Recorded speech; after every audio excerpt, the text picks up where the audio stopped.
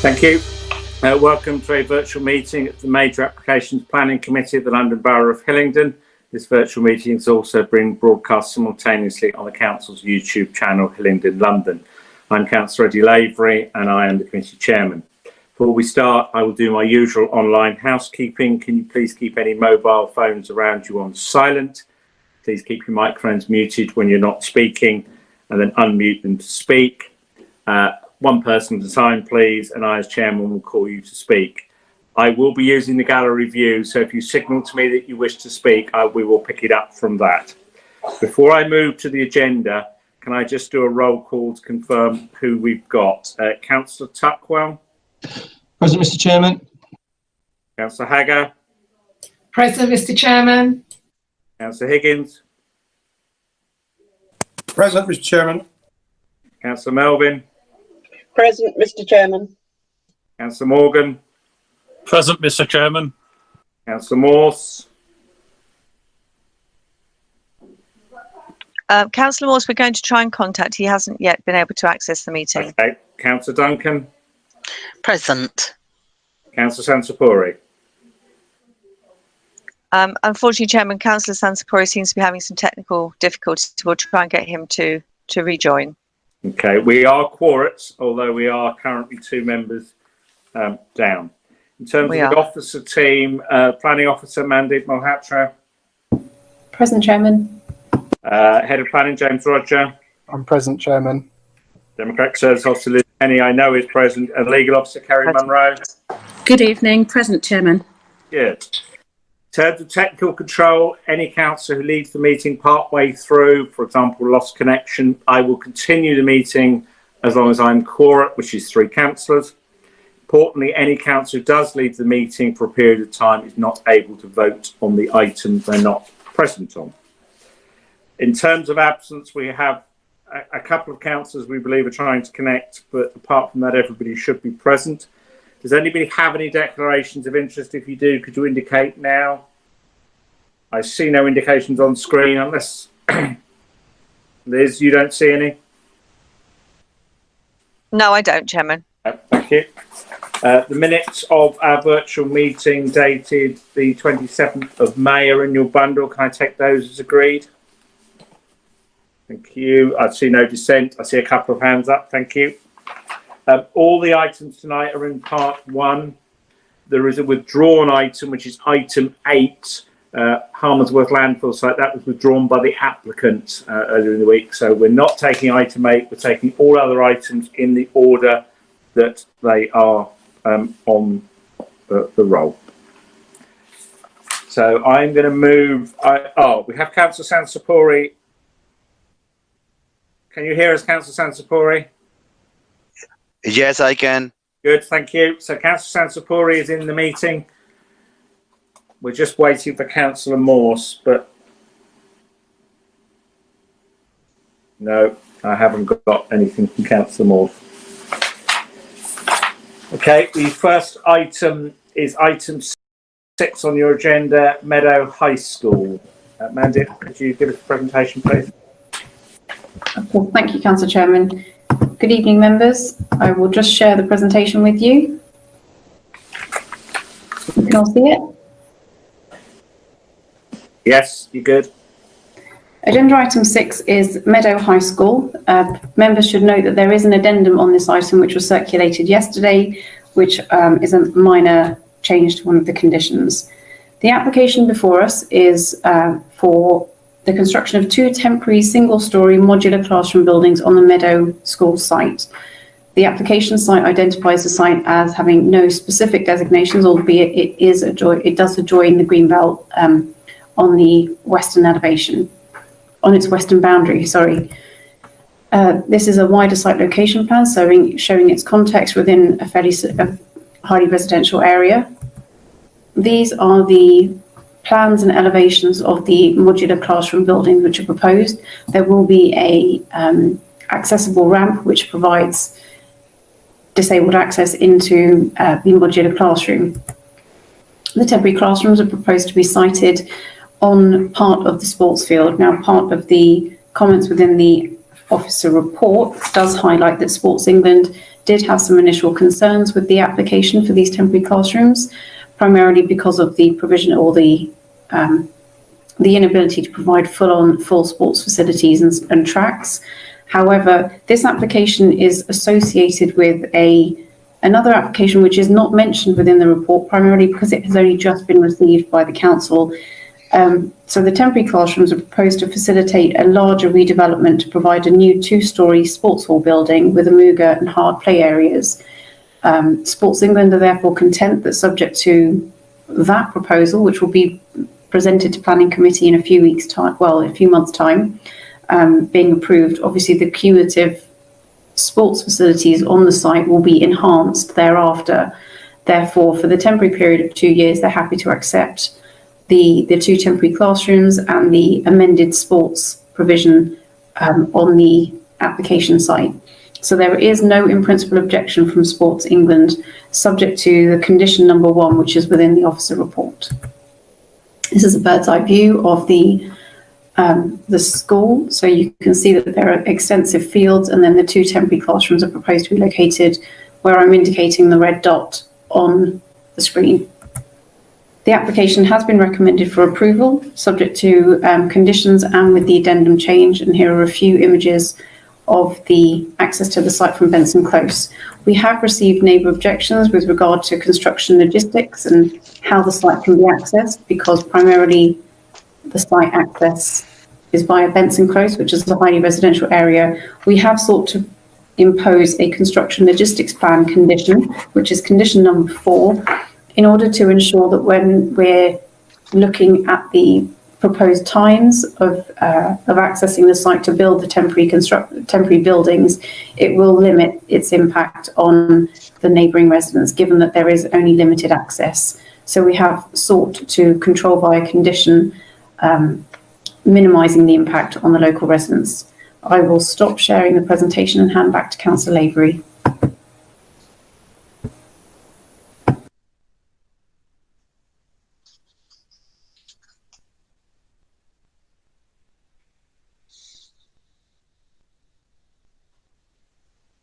Councillor Lavery, you're muted. Mic on, right.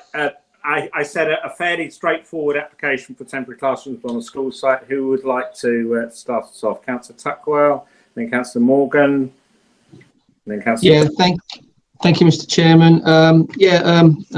A nice scheme designed to improve educational facilities for this particular school. But one area that does concern me, which was mentioned quite a bit in the report, was condition 4, the construction and logistics plan.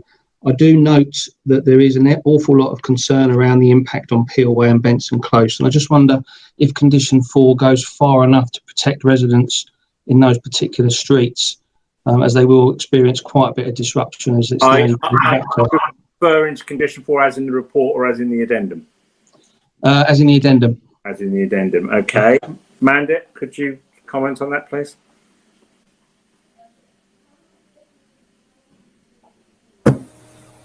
Apologies, we do feel it goes far enough. We can impose an informative if you have any very specific things that you would like the construction logistics plan to consider at the time that it's submitted by the applicants.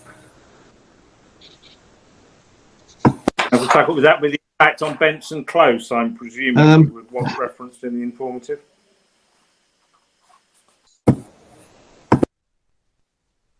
Yeah. And that's perfectly doable. We could add an informative to say that there's minimum disruption to Benson Close as part of the approval for condition number 4, or we could add it into the condition. I don't think either one is something. Okay, I'd be happy with that as long as we strengthen it up. For simplicity, would it not be better in the condition? Yes, that's fine. We will add that as a footnote to. Okay, I've got Councillor Morgan. Thank you very much, Mr. Chairman. I know this school fairly well, and I believe that they are looking to try and improve the sporting facilities for all the children that go there. And I actually support the officer's recommendations on this. Okay, thank you. Councillor Duncan. Thank you, Chair. I just find it a bit strange that this is to facilitate the redevelopment of the school, and yet it says that it's required to provide teaching accommodation for the school during the construction of a new school building, which has not yet been granted planning permission. So it seems, I don't know, what's happening with the new school building? Has an application been submitted? Are there any difficulties with that would impact on this? I don't want us to commit to something which then has relevance to the bigger picture, if I can put it that way. But could we just have a little bit more information about that?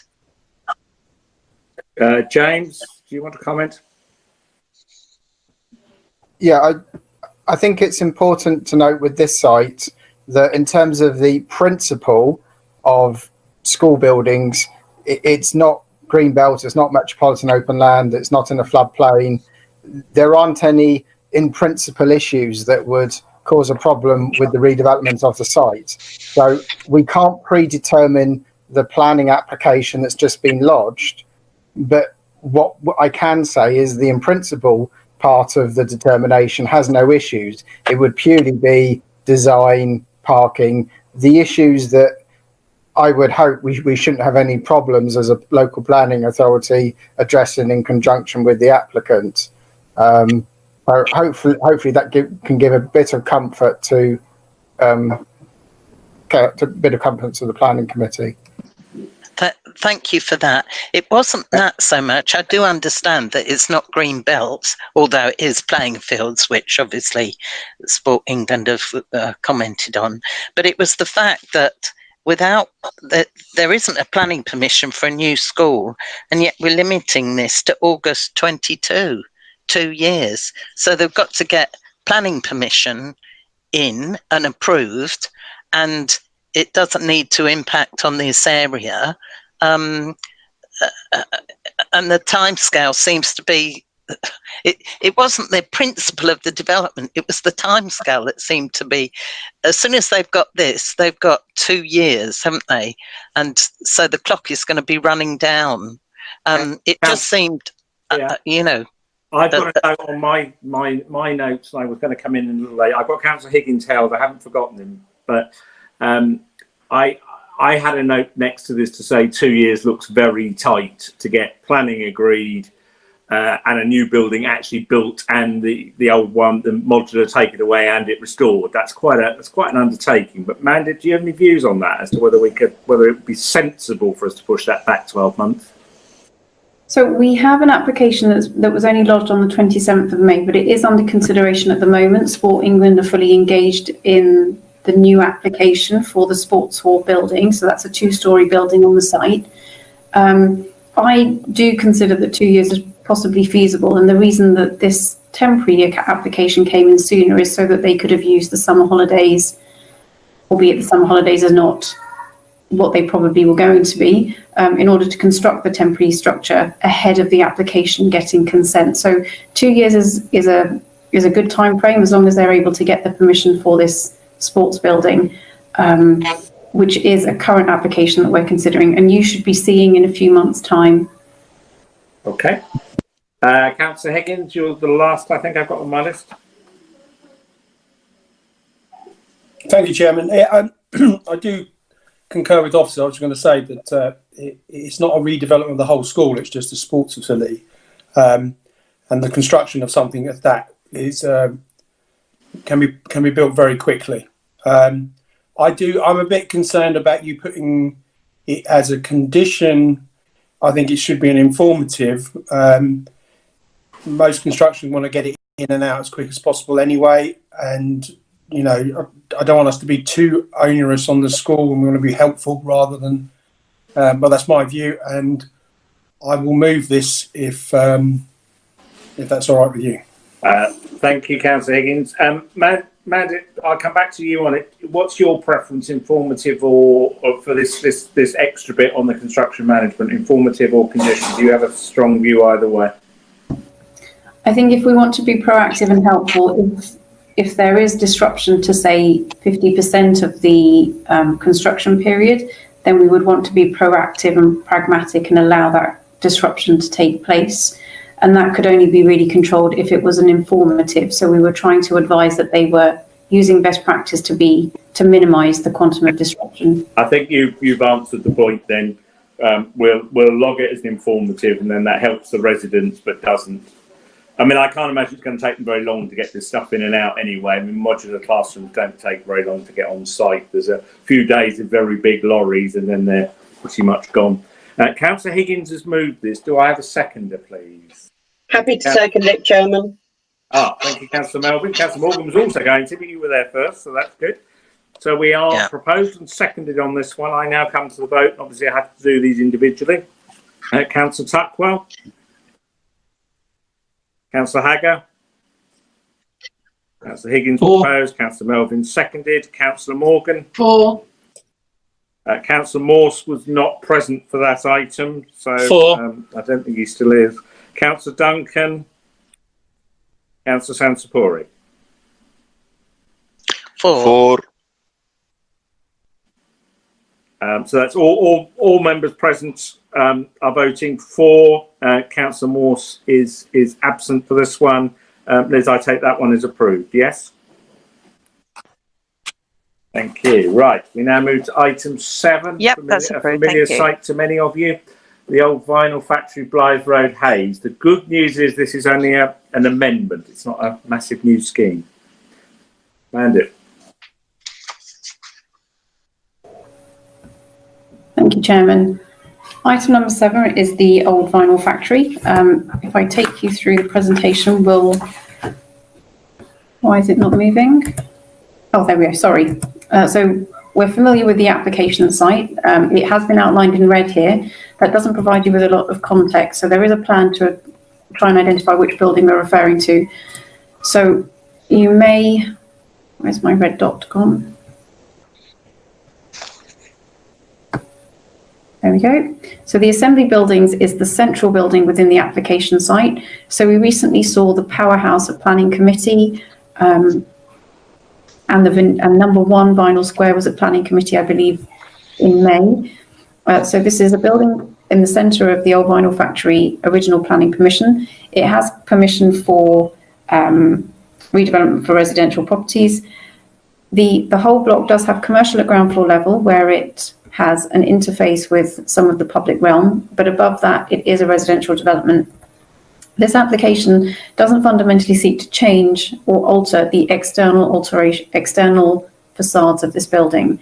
What the application is seeking to do is to change 18 consented studio apartments into 1-bedroom units. So that has resulted in a reconfiguration of all of the units across the development. So it's not easy for me to say that there are 18 units on the first floor that are changing to 18 1-bed units on the first floor. There is a full reconfiguration of the apartment block.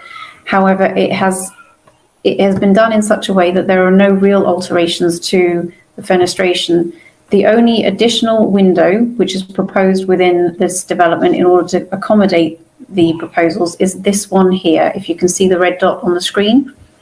All other windows and openings within all of the residential blocks on this development have already been approved. This new window opening opens out onto the groove and has no impact on residential amenity, so looking over the groove onto the global UTC building. So the application is providing 18 additional 1-bedroom, not additional, they're changing 18 studio units into 1-bedroom apartments. So there is a slight alteration to the mix. However, that does not result in any real fundamental change in terms of the need for additional car parking or servicing. There have been some slight arrangements to fire safety strategies as part of this application. And the council on the whole have no objection to the proposals, and there is no objection to the mix of units, and the accessible mix of units is changing, but the development is still providing 10% of accessible units throughout the development site. This is the proposed apartment mix, which is not effectively changing from that which was approved, albeit the studios are changing to 1 bedrooms. This is the northern elevation. The reason we have a northern elevation plan is because it's this row of windows which are being inserted, which were not there before. So that's the only elevational change in the building blocks. I take you through some photographs. So these are the locally listed buildings on site. This is the completed development. I believe it's the Fizzy Living one, or named Fizzy Living. I can't remember what its name is from before. This is the Global Academy, so the technical college, which is located on the site, fronting onto Blythe Road. And this is the powerhouse that we saw at Planning Committee a few months ago. The application has been recommended for approval. There is a short addendum on this item, which is primarily just condition changes. I will hand back to Councillor Lavery. Okay, so a minor amendment to something we've seen before. Does anybody have any queries on this one, or are we happy to move it forward? Councillor Tuckwell. Yeah, thank you, Mr. Chairman. Yeah, I think all members are very familiar with this site. It's a very minor change. I think actually a bit of an improvement on what was consented previously. Thank you, Councillor Duncan and Councillor Sansapuri.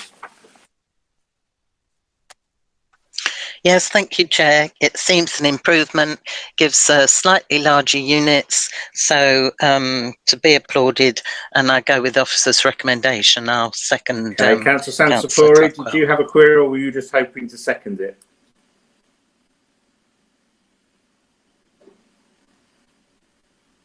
I can't hear you.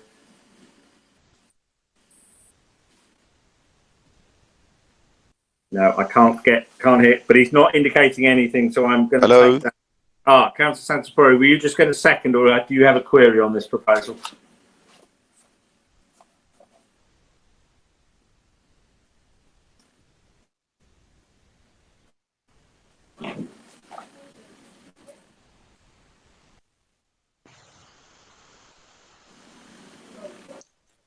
Yeah.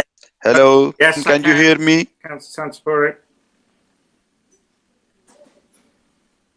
Okay, I was just going to second that has been already done. Okay, thank you. Sorry, Chairman, can I just ask, Councillor Sansapuri, can I just establish, did you hear the representations that were made on the item regarding the crane? Item 7 yes. is the old vinyl factory, is where we are. Yes, you did. Yes. Okay. Good, thank you, Kerry. Right, in that case, I'll move to the vote. Okay. Councillor Tuckwell proposed, so Councillor Hagger. For Chair. Councillor Melvin. For Chair. Councillor Morgan. For Chairman. Councillor Morse is still absent, For. according to my screens. Councillor Duncan seconded. Councillor Sansapuri. For, please. Thank you. That's all 7 voting members voted in favour, so that one's approved. Do you agree, Liz? Right. Item 8 was withdrawn. Yes, I do, Chairman. We now move to item 9. Mandy, on item 9, is the only change that this is now going to be fully affordable, or is there anything else changed in this? There are no other changes. It's changing from 35% to 100% affordable housing. That's right. As London affordable rent. Does anybody need a presentation on this one, given the, I would suggest most people... No, very comfortable with that, Chairman, definitely. Improvement to what was proposed for. Councillor Duncan. Yes, no, I don't need a presentation. Okay. I'm very pleased with this and would like to move it, Chair. I'd like to second. Good. So I am proposed and seconded. Has anybody else got anything else they want to add? No. In which case I shall move again to the vote. Councillor Tuckwell. For. Councillor Hagger. For Chair. Councillor Higgins was a seconder. Councillor Melvin. 4, Chairman. Councillor Morgan. 4. I still don't have Councillor Morse. Councillor Duncan proposed it. Councillor Sansapori. 4, please. Right, that's all voting members voted in favour, so that one's agreed, Liz, yes? Yep, that's agreed. Thank you. Good. Right, I now move to item 10, Eagle Point to Runway, Riceler. Thank you, Councillor Lavery, for sharing the presentation. Item number 10 is an application that we saw in 2019. It's the redevelopment of a building known as Eagle Point, or Eagle House, sorry, which adjoins Odyssey Business Park on the runway at South Ruislip. The application proposes the demolition of this building, which is currently a ground and first and second floor building, to provide a hotel. So we've already approved planning permission for a 79-bed hotel. The current application seeks to add an additional 8 hotel bedrooms into the development. The uplift results in almost no changes to the building itself. The footprint remains the same. The landscaping and the car parking arrangement remains the same. So this is the proposed ground floor. The first and the second floor and the third floor of the building, again, remain the same, but the change occurs on the southern elevation, whereby an additional column of windows has facilitated a row of 8 new bedrooms on the building. So if I take you through to the south and west elevations, so this is the proposed southern and western elevation, and this diagram tries to show you the change. So we have approved the fenestration arrangement at the top, and the proposed arrangement that we're currently looking at adds this column of windows on the elevations. Now, it doesn't have any impact on residential amenity. It adds 8 additional hotel bedrooms, and accordingly has been deemed to be acceptable. We do not have hotel room standards. However, the Travel Lodge have their own standards, and therefore the sizes do appear from the layout to be sufficient to meet the needs of future occupants. Accordingly, the application is recommended for approval, subject to the legal agreement, which is set out on pages 105 of the committee report. I will hand back to Councillor Lavery. Thank you, Bandit. Who wants to start off on this one? Councillor Tuckwell, it's in your part of the world. Do you want to start, followed by Councillor Higgins? Yeah, thank you, Mr. Chairman. I know this part of the world very well. Know this scheme, was part of the committee that approved it. It's a good scheme. It does increase by 8 bedrooms. I was a bit concerned about the no increase in parking, but I do understand from the report that it is still well within standards, and there is parking management scheme around there, so that's not going to impact on residents. So on that basis, I'm happy to move officer's recommendation. Councillor Higgins?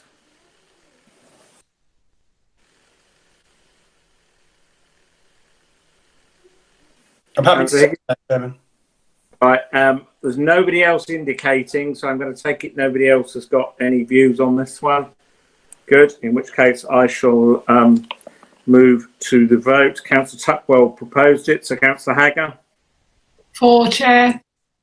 Councillor Melvin? 4, Chairman. Councillor Morgan? 4. Councillor Morse is still absent. Councillor Duncan? 4. And Councillor Sansapori? 4. Thank you. That's all voting members voting for. That one is approved. Do you agree, Liz? Yes, I agree. It's approved. Thank you very much. Agenda item 11 is land adjoining Guru Nanak Sikh Academy, Springfield Road, Hayes. Amanda, do you want to take us through this one? Thank you, Chairman. Agenda item 11 is an application for a new 4-form entry primary school. So the application site, as shown on the screen, is Greenbelt land. So the existing secondary school, so the existing Guru Nanak Secondary School is highlighted here with my red dot flying around it. And the application site is the area identified or outlined in red. The site adjoins the Hayes and Yedding Football Club, which is over to the right of the screen. So this is the site location plan. So the application site is located on, so this is Springfield Road here, running down north to south, and then Beaconsfield Road along this frontage. So although the application references Springfield Road, its frontage is onto Beaconsfield Road. If I take you through, for information purposes primarily, the existing site accommodates a 2-form entry primary school, and that's accommodated within these porter cabin buildings at the front of the site. So this is currently providing temporary accommodation for 420 pupils on site. The application, which proposes a building of this area, will facilitate a 4-form entry primary school for up to 840 pupils. So it is a significant change. However, the principles have been established because the primary school has been operating at the site for some time.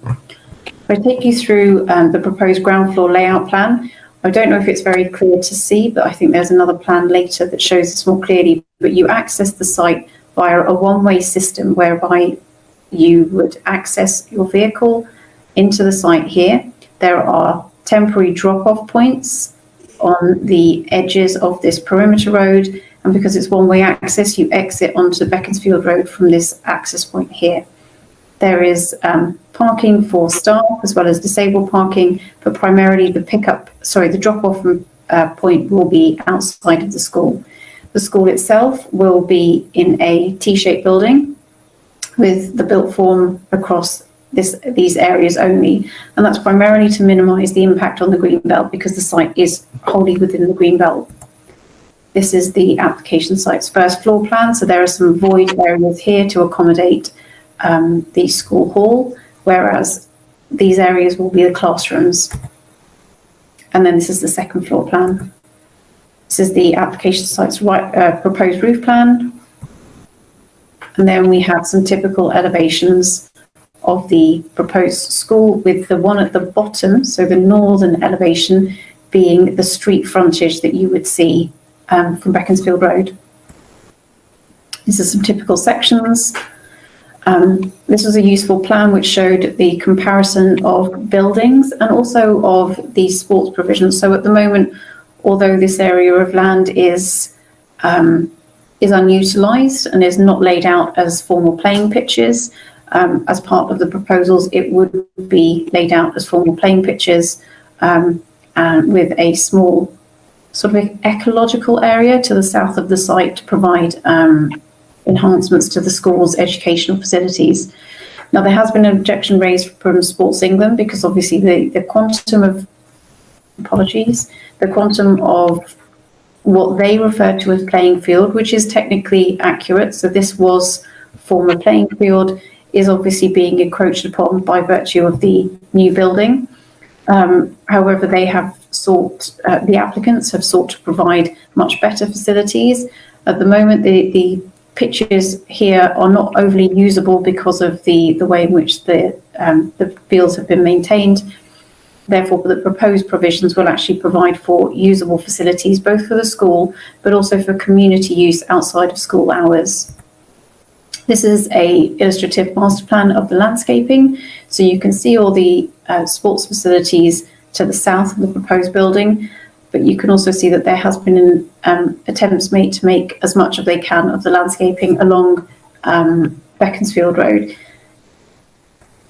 We then go to some aerial views. So as I mentioned, you enter the site in a one-way system. Staff are able to park here, but the future parents who might be doing drop-offs and pickups will be doing it from this area here.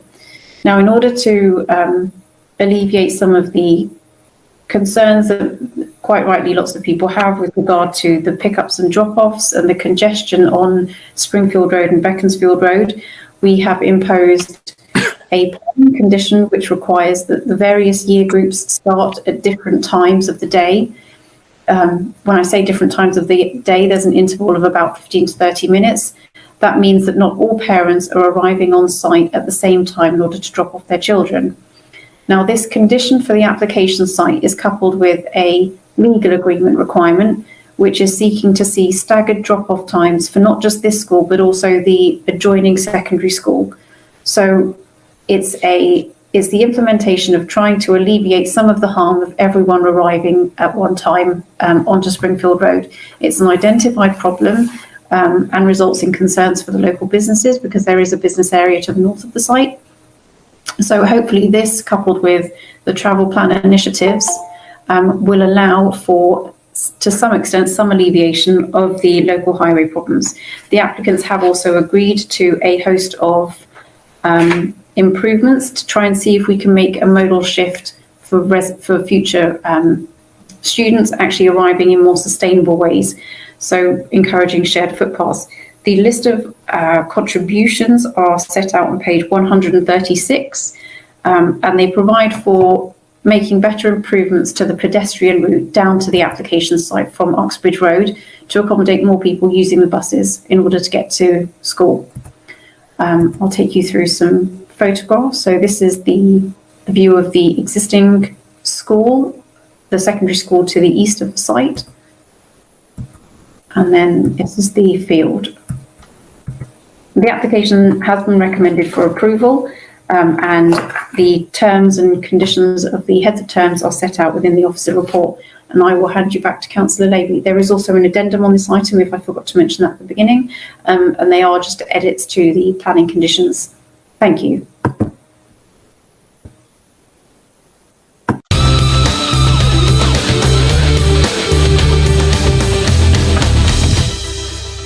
Okay, Chairman, so we're now ready to resume the meeting. If we can just continue as we were with the discussion on item 11 following Mandit's presentation, please. Okay, can I then take Councillor Duncan? Thank you, Chair. Yes, thank you, Chair. I do appreciate the points that have been raised by Councillor Higgins and Councillor Hagger. It is a concern that there are so many more vehicles that will be using this, but we do need the school, we do need the places. Could I just ask that the planting, I know we've got a landscaping condition, but that we do put in what I understand now is the standard condition, that it's more pollution absorbing, because on the other side of the road you're having heavy industrial traffic for part of the time, and you're also having increased car traffic, and this is a primary school. They are the youngest children, so let's try and improve the air quality if we can. Councillor Duncan, please. that is in the addendum condition 4.1b. Oh right, so it's in the addendum, is it? Yeah. Sorry, I missed that. Sorry. That's fine. Thank you very much. Thank you. Okay. I've got, just for doubt, stop people waving at me too much, I've got Councillor Tuckwell, Councillor Sansapuri and Councillor Morgan on my list. So I'm coming to you. Councillor Higgins, I think, waving at me again, which is very worrying. Councillor Tuckwell, I'll start with you. Well, it's all been said really, but the point I just wanted to add really was around the concerns for the parking. In our own wards, we've all got primary schools that we know cause awful lot of congestion twice a day. So I think we have a responsibility as a committee to future-proof this school, but I do support it, and I like the idea of trying to just beef up the informatives, and that's all I had to add, Chairman. Okay, I think we've probably done parking on this one, if I might be honest, because I think we've taken, the head of planning has guided, we've probably taken it about as far as we can. So I'll take non-parking issues if I may, but Councillor Sansapuri.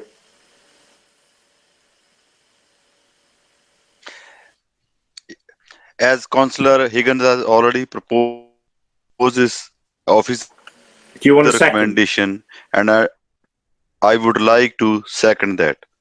Good. Well, I'll take that for a moment. Can I just Morgan yes, first, please, in case he's going to add something that changes that. Thank you very much, Mr. Chairman. I'm not going to talk about car parking or traffic or anything like that. Good.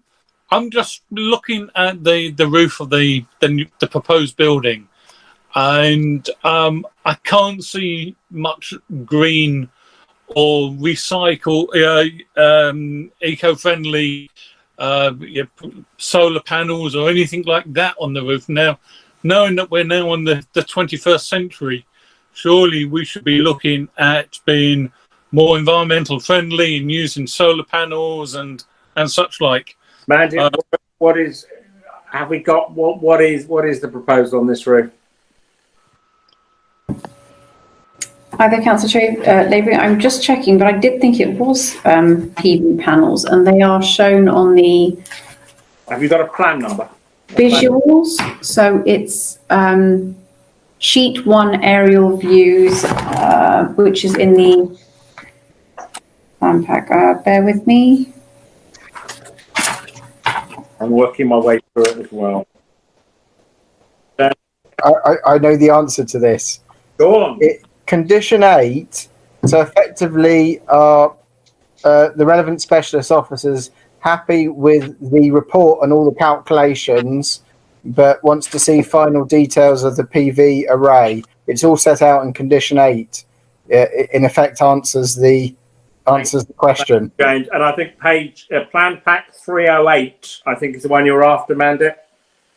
That to me shows what looks like a lot of PV panels on a roof.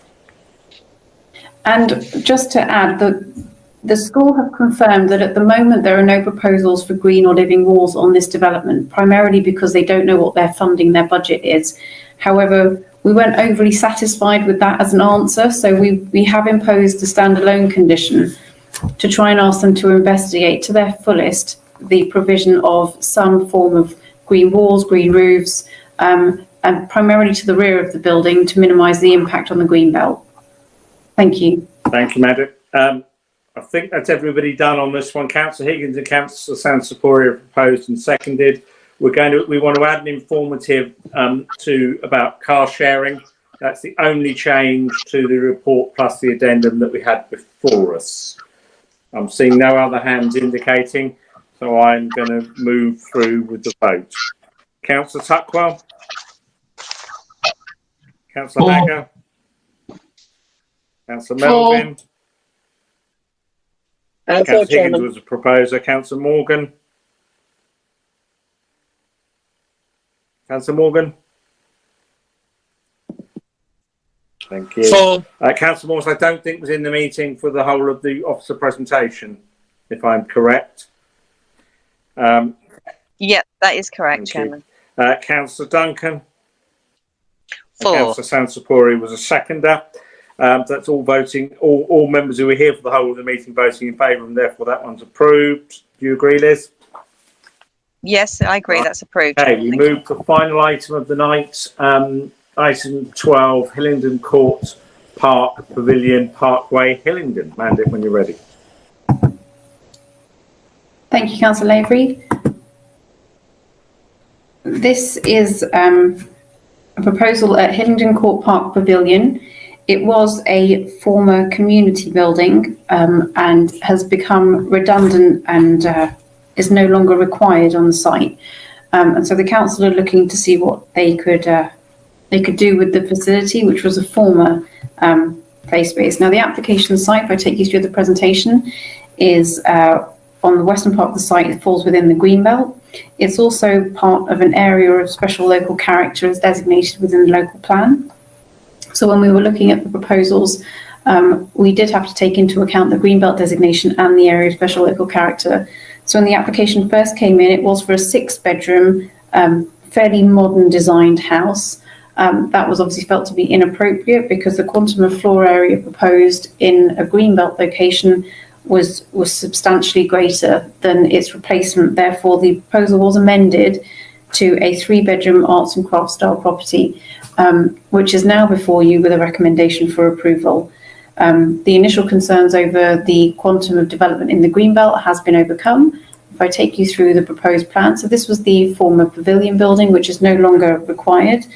The policy team have been consulted, and they are aware that obviously there is a loss of community facility in the building. However, due to the fact that there is no current demand, and there are other facilities within the vicinity, it's considered to comply with our community policy DMCI 1.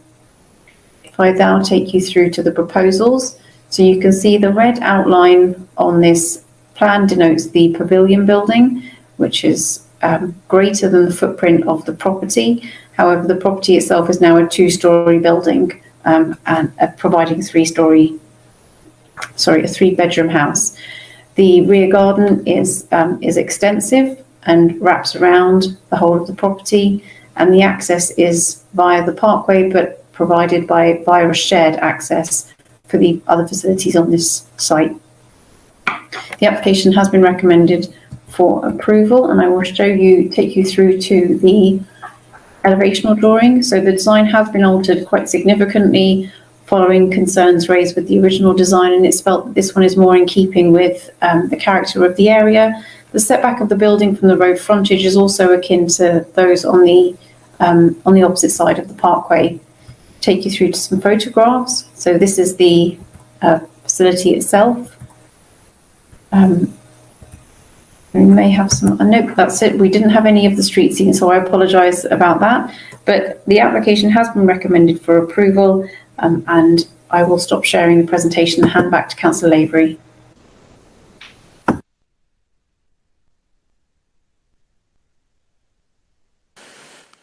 Thank you, Amanda, for that. Who wants to start off on this one? Councillor Tuckwell. Yeah, thank you, Mr. Chairman. Yeah, I think this is an improvement on what's currently there. It's another 3-bedroom house to be provided in the borough. So I think it's a good scheme, and I'm happy to move officer's recommendation.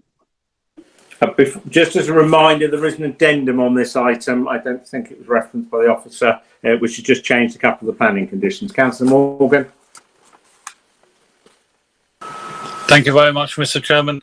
Just to clarify, I've got no issues with the actual application. It's just to clarify that there can be no extensions or anything put on this building whilst it's in Greenbelt or area of special beauty. Conditions 8 and 9, I think, will satisfy your concern. We've taken off the PD rights. So that should help that. Yep. Does that cover your issue? Page 227 of the officer report. Yep. That gets me a thumbs up. So that's good. Councillor Melvin, did you indicate, or were you just no? No, it's been covered. What I was going to say, I'll just be happy to second the officer's recommendation. I'll absolutely take that. Nobody else has indicated. Oh, Councillor Moore, sorry. Yeah, one indication. Thank you, Mr. Chair. I might have some other issues about how I couldn't get into the meeting, but I'll refer you to IT for those. I notice we have a number of trees on the site, and we don't have a TPO because it's actually in the council ownership. Have we looked at whether any of these trees are worthy of a TPO? Mandip, James, who wants to take that? Mandip. I'm not aware of it, considering whether they should be TPO'd, but I'll pass to Mandip. I do not believe that it has been assessed as to whether they should or should not be TPO'd. It's just commented that there are no TPOs affecting the site or the conservation area designations. The landscape officer hasn't raised any concerns subject to tree protection measures, so there are a significant quantum of trees being retained, and they will be protected during the construction phase of the development in order to ensure that they are the root protection is ensured to prevent them from dying. We do also have a condition, I believe, that they should be replaced if for any reason they are damaged during the construction phase, which is condition 6. Condition 6. Oh, 6, sorry, it would be 6, won't it? Yeah, condition 6, Mandip. And we're covered by parts of condition 4 as well. Councillor Morse, does that cover your issue?